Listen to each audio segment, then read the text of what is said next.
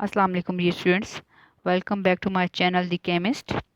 Today we are going to discuss Rutherford atomic model. Last lecture में हमने डल्टन atomic theory के बारे में पढ़ा था। इस लेक्चर में हम रदरफोर्ड एटॉमिक थ्योरी के बारे में पढ़ेंगे कि रदरफोर्ड ने जो है वो जिसने एक्सपेरिमेंट किया था और उसके मेन पॉइंट्स और उसके ड्रॉबैक्स के बारे में डिस्कस करेंगे। तो जी according to modern research atom जो है वो हमारे पास कंपोज होता है स्मॉल पार्टिकल्स जिसको हम फंडामेंटल पार्टिकल कहते हैं।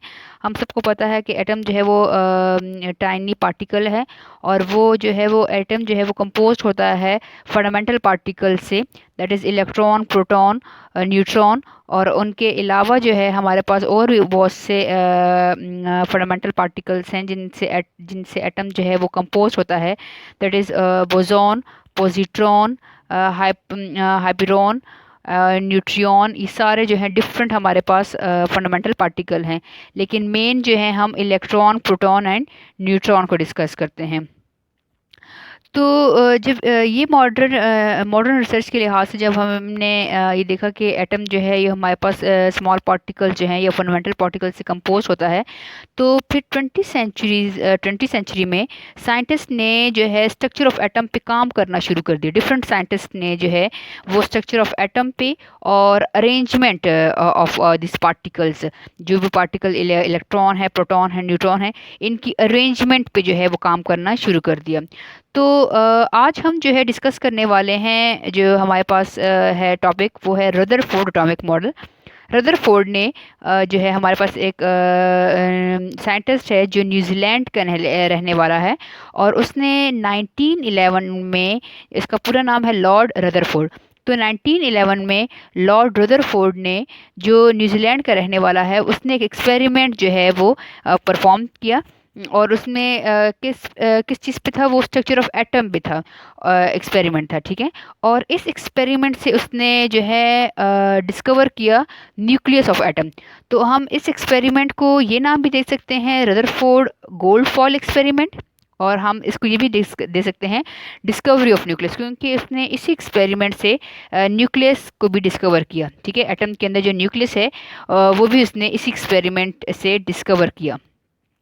तो अगर आ जाए पेपर में, एग्जाम में आ जाए कि right note on discovery of nucleus, तो भी आप लोग फिर एक्सपेरिमेंट ये आप लोग लिख सकते हैं। और अगर ये आ गया कि right Rutherford gold foil experiment, तो भी आप लोग यही लिख सकते हो, राइट। तो इंट्रोडक्शन है हमारे पास इसका एक्सपेरिमेंट का, कि हमारे पास 1911 में लॉर्ड रदरफोर्ड ने एक्सप्लेन किया स्ट्रक्चर ऑफ एटम को, ठीक है। और उसने एक एक्सपेरिमेंट परफॉर्म किया जिसमें उसने स्ट्रक्चर ऑफ एटम को एक्सप्लेन किया, और उसी एक्सपेरिमेंट में उसने जो है वो न्यूक्लियस को भी, एटम के न्यूक्लियस को भी डिस्कवर किया। अच्छा जी, एक्सपेरिमेंट हमारे पास क्या था? अच्छा जी, एक्सपेरिमेंट हमारे पास क्या था रदरफोर्ड का? रदरफोर्ड ने परफॉर्म किया experiment to determine the internal structure of atom. Atom का स्ट्रक्चर, हमारे पास इंटरनल स्ट्रक्चर को डिटरमिन करने के लिए उसने एक एक्सपेरिमेंट परफॉर्म किया इन 1911। फॉर दिस पर्पस उसने क्या किया, उसने यूज़ किया हमारे पास एक थिन गोल्ड फॉइल, जिसका हमारे पास डायमीटर है 0.00004 सेंटीमीटर थिक गोल्ड फॉइल। उसने ये हमारे पास गोल्ड फॉइल उसने यूज़ किया, जिसका डायमीटर हमारे पास है 0.00004 सेंटीमीटर। हमारे पास ये गोल्ड फॉइल उसने यूज़ किया, और इस गोल्ड फॉइल को जो है उसने सराउंड कर दिया बाय फोटोग्राफिक प्लेट, ठीक है। फोटोग्राफिक प्लेट के साथ उसने सराउंड कर दिया। और जो है हमारे पास, इसको हम ये भी कह सकते हैं कि जो ये प्लेट है, इसको उसने इसकी कोटिंग हुई थी हमारे पास जिंक सल्फाइड के साथ, ठीक है। फ्लोरेसेंट स्क्रीन है जो डिटेक्ट करती है पार्टिकल के जो भी पार्टिकल्स के से टकराएंगे तो वो एक लाइट देगी, ठीक है। इससे हमें अंदाज़ा होगा कि लाइट, जो पार्टिकल्स हैं हमारे पास, अल्फ़ा पार्टिकल्स हैं, वो स्ट्रेट जा रहे हैं या वो डिफ्लेक्ट हो रहे हैं, तो उससे हमें पार्टिकल्स की मूवमेंट का अंदाज़ा होगा। तो क्या है, इस एक्सपेरिमेंट में लॉर्ड रदरफोर्ड ने हमारे पास एक थिन गोल्ड फॉइल ली, जो हमारे पास 0.00004 सेंटीमीटर थिक थी। ये हमारे पास गोल्ड फॉइल ली। फिर इस गोल्ड फॉइल को इसने सराउंड किया फोटोग्राफिक प्लेट के साथ और जिंक सल्फाइड फ्लोरेसेंट स्क्रीन के साथ। इसको, हाँ, ये जिंक सल्फाइड फ्लोरेसेंट स्क्रीन के साथ उसने सराउंड कर दिया। फिर क्या किया उसने कि उसने इस गोल्ड फॉइल पे उसने बम्बार्डमेंट की अल्फा पार्टिकल की। राइट, अल्फा पार्टिकल जो है हमारे पास, उसकी सोर्स क्या थी, अल्फा पार्टिकल। तो उसने जो है हमारे पास अल्फा पार्टिकल को उसने बम्बार्ड किया या हिट किया अल्फा पार्टिकल को विद, सॉरी, इस गोल्ड फॉइल को हिट किया विद अल्फा पार्टिकल। हम ये भी कह सकते हैं कि Rutherford bombarded the gold foil with alpha particles from a radio active source, polonium metal. Polonium metal से जो है ये अल्फा पार्टिकल की सोर्स क्या है, पोलोनियम मेटल थी। ये अल्फा पार्टिकल जो हैं ये क्या करते थे, ये हमारे पास इसको इसने बम्बार्ड किया, स्ट्राइक किया किस पे, इस गोल्ड फॉइल पे। ठीक है,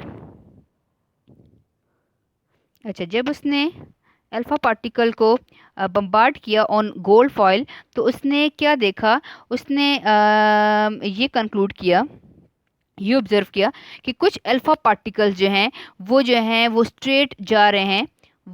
जो हमारे पास कुछ अल्फा पार्टिकल्स जो हैं वो जो हैं पास थ्रू हो रहे हैं गोल्ड फॉइल से। ठीक है, कुछ अल्फा पार्टिकल जो हैं वो हमारे पास पास थ्रू हो रहे हैं गोल्ड फॉइल से विदाउट चेंजिंग एनी डायरेक्शन। जैसे यहाँ से आ रहे हैं सीधे और वो गोल्ड फॉइल से पास होते जा रहे हैं, जैसे ये हैं, ये बिल्कुल स्ट्रेट पास हो रहे हैं। कुछ अल्फा पार्टिकल जो हैं वो डिफ्लेक्ट हो रहे हैं। ठीक है, कुछ यहाँ पे टकरा रहे हैं, कुछ यहाँ पे टकरा रहे हैं, स्ट्रेट, कुछ स्ट्रेट जा रहे हैं, कुछ स्ट्रेट ऐसे जा रहे हैं, कुछ यहाँ पे से टकरा रहे हैं, कुछ यहाँ पे टकरा रहे हैं। और कुछ जो है अल्फा पार्टिकल जो हैं वो जैसे ही गोल्ड फॉइल को हिट कर रहे हैं और बाउंस बैक हो रहे हैं, जैसे कि ये कुछ जो है बाउंस बैक हो रहे हैं।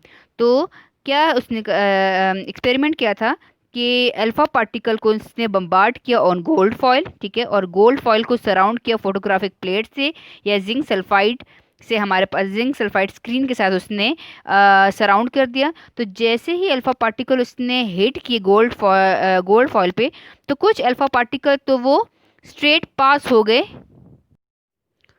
तो कुछ अल्फा पार्टिकल जो हैं वो स्ट्रेट जा रहे हैं। ठीक है, पास आउट हो रहे हैं गोल्ड फॉइल से।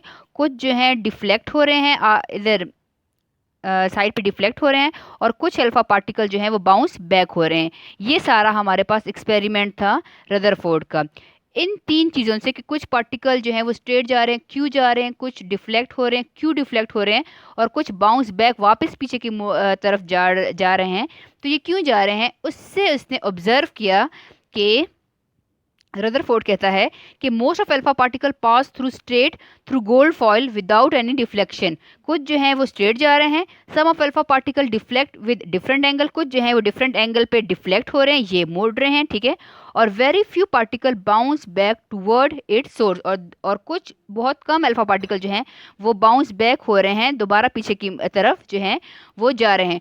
इन तीन ऑब्जर्वेशन से उसने कंक्लूड किया कि from the deflection of alpha particle, Rutherford concluded that there is a positive charge nucleus present in the center of atom. ठीक है, कि हमारे पास जो अल्फा पार्टिकल डिफ्लेक्ट हो रहे हैं, वो क्यों डिफ्लेक्ट हो रहे हैं, वो इसलिए डिफ्लेक्ट हो रहे हैं कि एटम के सेंटर में हमारे पास न्यूक्लियस है, और न्यूक्लियस के ऊपर पॉजिटिव चार्ज होगा। ठीक है, अब ये कंक्लूड कर रहा है कि एटम के अंदर एक हैवी बॉडी है जिसको हम न्यूक्लियस का नाम देते हैं, और वो न्यूक्लियस जो है शायद वो पॉजिटिव चार्ज पार्टिकल हो, जिसकी वजह से हमारे पास जो अल्फा पार्टिकल हैं वो डिफ्लेक्ट हो रहे हैं।